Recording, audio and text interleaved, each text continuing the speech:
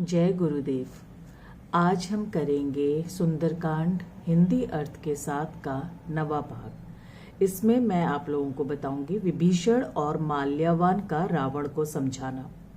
वहां माल्यवान नाम एक सुबुद्धि मंत्री बैठा हुआ था। वह विभीषण के वचन सुनकर अति प्रसन्न हुआ और उसने रावण से कहा कि तात, आपका छोटा भाई बड़ा नीति जानने वाला है। इस वास्ते विभीषण जो बात करता है उसी बात को आप अपने मन में धारण करो। माल्यवान की ये बात सुनकर रावण ने कहा कि हे राक्षसों, ये दोनों नीच शत्रु की बड़ाई करते हैं। तुम में से कोई भी उनको यहाँ से निकाल नहीं देते। यह क्या बात है?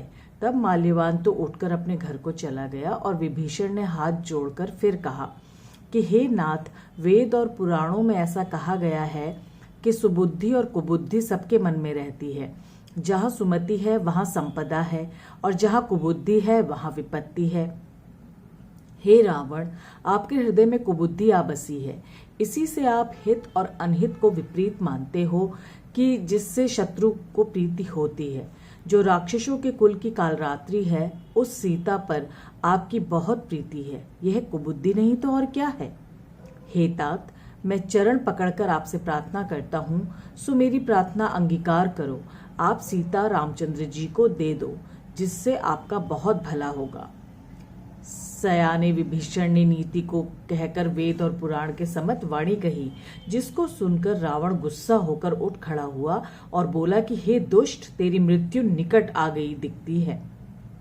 हे नीच, सदा तू जीविका तो मेरी पाता है और किंतु शत्रु का पक्ष तुझे सदा अच्छा लगता है। हे दुष्ट, तू ये नहीं कहता कि जिसको हमने अपने भुजंग लसे नहीं जीता, ऐसा जगत में कौन है? हे शठ यानी कि मूर्ख, मेरी नगरी में रहकर जो तू तपस्वी से प्रीति करता है, तो हे नीच, उससे जा मिल और उसी से नीति का उपदेश कर। ऐसा कहकर रावण ने लात का प्रहार किया, परंतु विभीषण ने तो इसे इतने में ही बारंबार पैर ही पकड़े। शिव जी कहते हैं कि हे पार्वती, सत्पुरुषों की यही बड़ाई है कि बुरा करने वालों की भी भलाई ही सोचते हैं और करते हैं। विभीषण ने कहा, हे रावण, आप मेरे पिता के बराबर हो। इस वास्ते आपने जो मुझको कहा या मारा वह ठीक ही है, परंतु आपका भला तो रामचंद्र जी के भजन से ही होगा।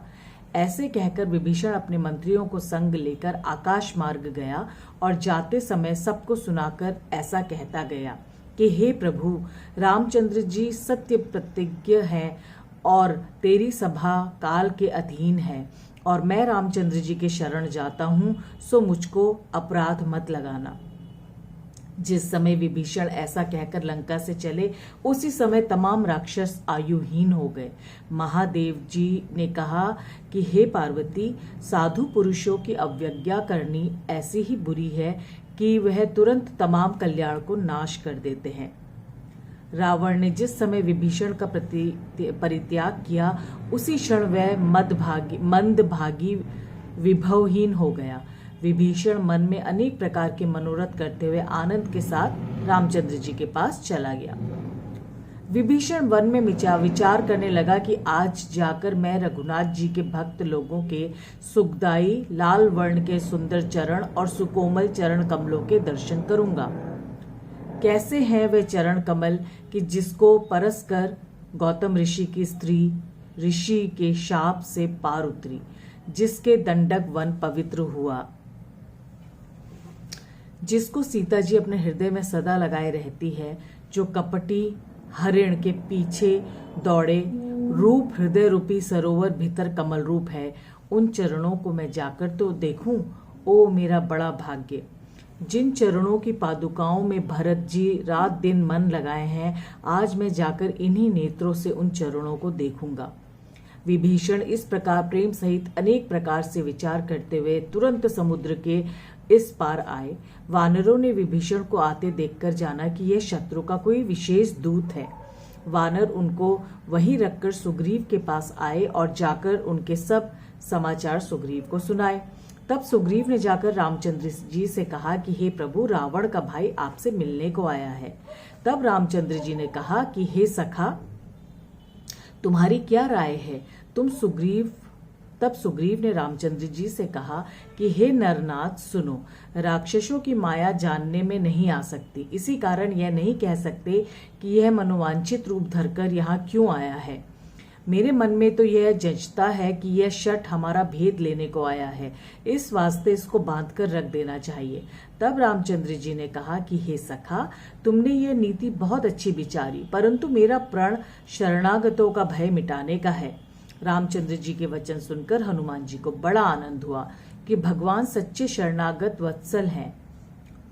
कहा गया है कि जो आदमी अपने अहित को विचार कर शरणागत को त्याग देते हैं, उन मनुष्यों को पामर और पामरूप जानना चाहिए, क्योंकि उनको देखने ही से हानि होती है।